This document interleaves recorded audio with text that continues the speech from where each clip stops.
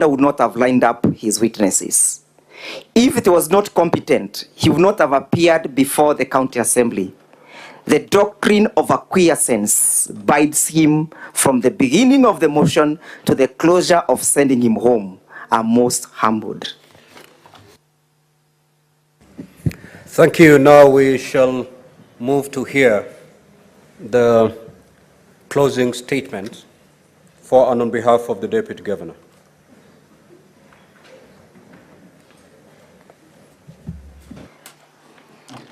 Mr. Speaker, sir, members of the House, I rise to, in part, give part of the closing statement for the Deputy Governor.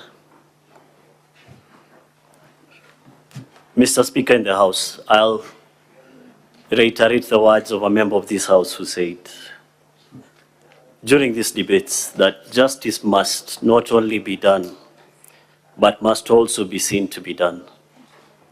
And to that I'll add that substantive justice must not only be done, but be seen to be done. And the reasons why I put this to this House as it goes to deliberate is that we have a situation where the DG has not had the opportunity to get substantive justice for a number of reasons. If the House is to consider the Hansard, the notice, and the motion that was before the County Assembly, it is clear what has been presented before you is a mutation of the case that was presented before the County Assembly. The case has morphed. And we look no further than the submissions by my colleague for the County Assembly, where he is now calling this Honorable House to impeach the Deputy Governor on the basis of alleged infanticide. These were not charges that were before the County Assembly. This was not even evidence adduced by Dennis Misati before the County Assembly. The issue of a miscarriage was never an issue raised anywhere before they came to this Honorable House. The morphing of this case is further evident from Lucy Waheto, their star witness. Before the County Assembly and before the 8th of March, her evidence was this money was received erroneously, we assume, from the Deputy Governor. They had a telephone conversation, and the Deputy Governor said nothing. He kept quiet. However, for reasons unknown, and that can only be inferred by this Honorable House, following the impeachment proceedings, she has now changed her statement, imputed some malice to that money. A simple error in sending M-Pesa has taken new life. We leave it to the House to infer the reasons for the change of heart. We also note that the case before you has morphed with regards to that most critical of issues. Who solicited this bribe? If you look at the motion as moved before the County Assembly, the case of Dennis Misati, of the MCS Siochi, the Honorable Siochi, was that the DG learned of the job, went to Joseph Misati, and solicited the 800 Kenya shillings bribe to get him that job. That case has morphed before this House, as considered by my colleagues in their submissions. They now indicate that Joseph was the one who told the DG about this opening. The morphing of the case is further evident from the videos that were presented before this court. The issues of bursaries and bribes that are linked to those bursaries, this was never before the county assembly. This has been raised for the first time before this honorable house. And the sum total of the foregoing is that for this house to uphold that hallowed maxim that justice must not only be done, but be seen to be done, we need to disregard the morphed case that is presented before you. And in so doing, you need to make an inference that there's a motive to the mutation.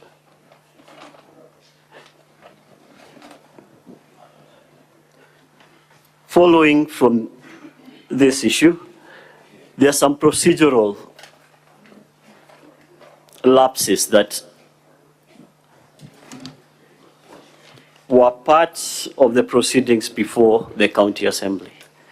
You've been asked to turn a blind eye to these procedural issues, but we humbly submit to this honorable house that substantive justice requires procedural certainty.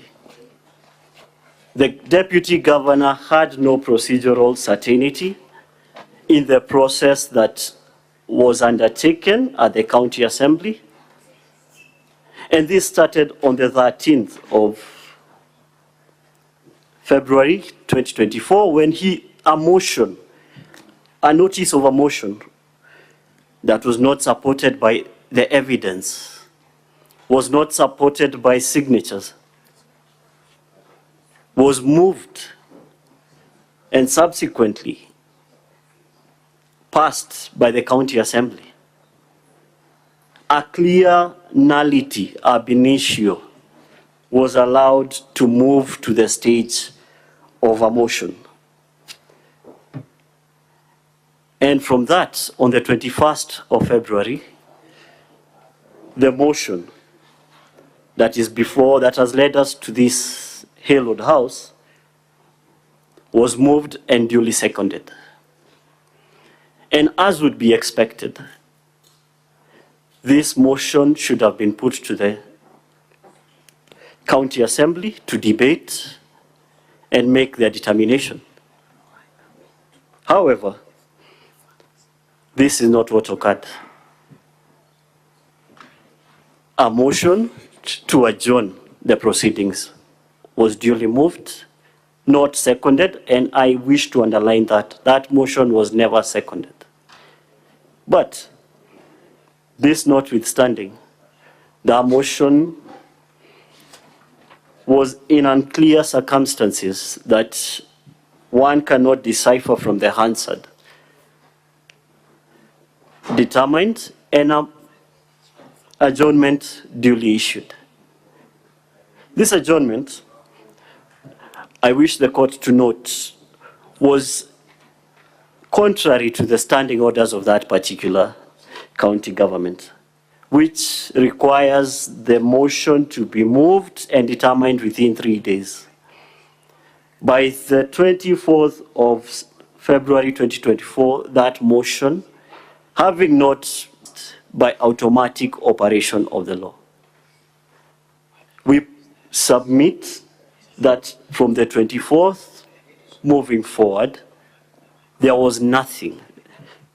The motion and everything that was voted upon on the 29th of February 2024 was nothingness. And from that, this honorable house has been called to determine whether there's a valid impeachment. And we duly submit, given these grave lapses, that the motion and the impeachment as a whole was a house built on quicksand, foundationless, and this court must, as the big bad wolf did, blow that house down. Most obliged. I will now call my senior, Mr. Katwa Kigen, to conclude the submissions.